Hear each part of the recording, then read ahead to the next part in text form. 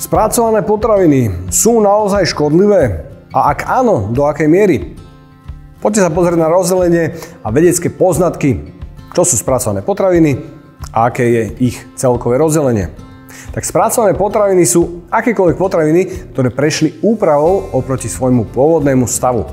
Môžu byť mierne spracované, napríklad krájané, sušené alebo vysoko priemyselne upravené.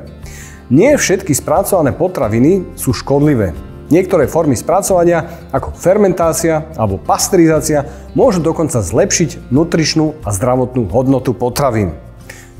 Rozdelenie podľa nová klasifikácie. Skupina 1. Minimálne spracované čerstvé ovocie a zelenina, mäso, ryby.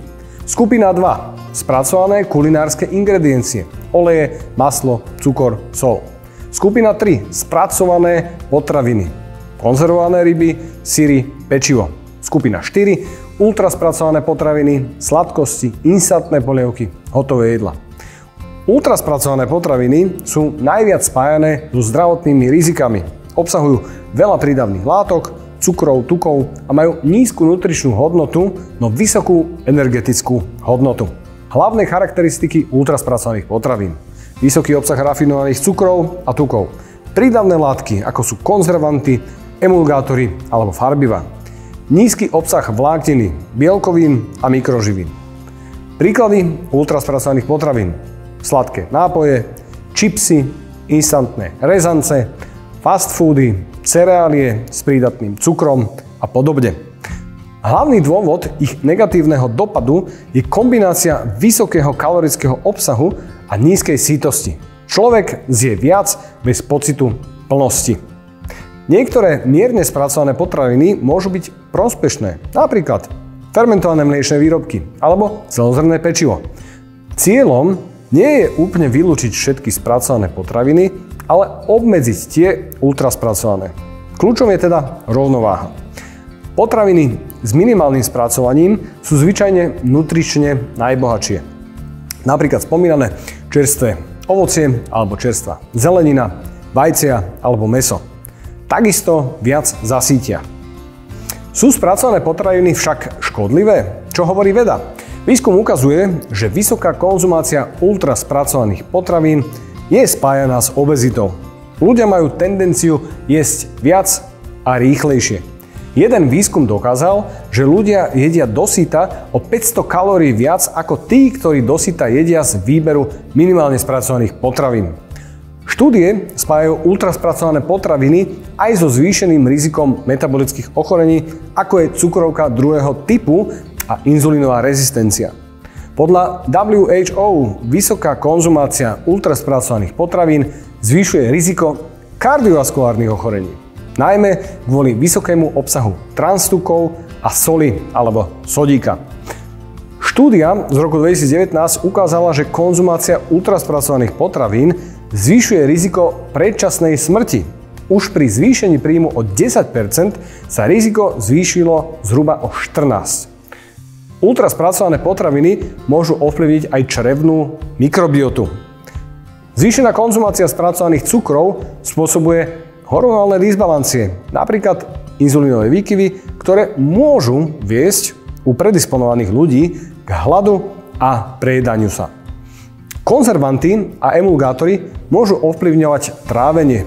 Niektoré látky, ako je karboxymetylcelulóza, môžu ovplyvniť funkciu čreva a črevnej mikrobioty. Ultraspracované potraviny majú nízky obsah esenciálnych živín, čo môže viesť k nedostatkom vitamínov a minerálov. Vysoký obsah sodíka v spracovaných potravinách zvyšuje riziko hypertenzie, zvýšeného krvného tlaku. Nadmerný príjem soli je problém najmä v polotovaroch a fast foode. Niektoré štúdie naznačujú, že ultraspracované potraviny môžu mať vplyv na duševné zdravie. Je tam súvislosť s depresiou a úzkosťou. Aké látky v spracovaných potravinách sú problematické? Tak hlavne transtuky alebo transmastné kyseliny, čiže čiastočne hydrogenované tuky, tie zvyšujú zlý LDL cholesterol a zvyšujú riziko srdcovo-cievnych ochorení. Vysoký obsah rafinovaných cukrov môže viesť k inzulínovej rezistencii a priberaniu. Umelé sladidlá, aspartam, sukralóza, acesulfám K a podobne. Môžu ovplyvniť črevnú mikroflóru a metabolizmus.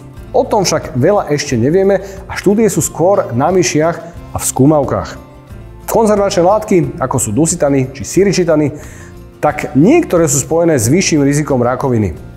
Umelé farbivá a príchute môžu vyvolávať u rôznych jedincoch alergické reakcie. Emulgátory môžu ovplyvňovať funkciu čreva a črevnej mikrobioty. Sodík, ktorý sme už spomínali, ak je vysoký obsah soli, môže to viesť ku hypertenzii. Palmový olej a hydrogenizované tuky sú lacné tuky s nízkou nutričnou hodnotou.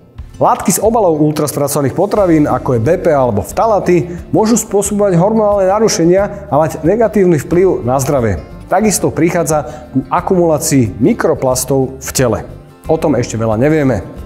Chemické spracovanie potravín často ničí pôvodné živiny. Niektoré vitamíny sú zničené vysokými teplotami. Ako obmedziť ultraspracované potraviny a nájsť lepšie alternatívy? Zamerajte sa na prirodzené, minimálne spracované potraviny, ako je čerstvé ovocie, zelenina či celozrnné potraviny, mäso, vajcia. Čítajte etikety, vyhýbajte sa spracovaným cukrom, hydrogenovaným tukom a umelým prísadám.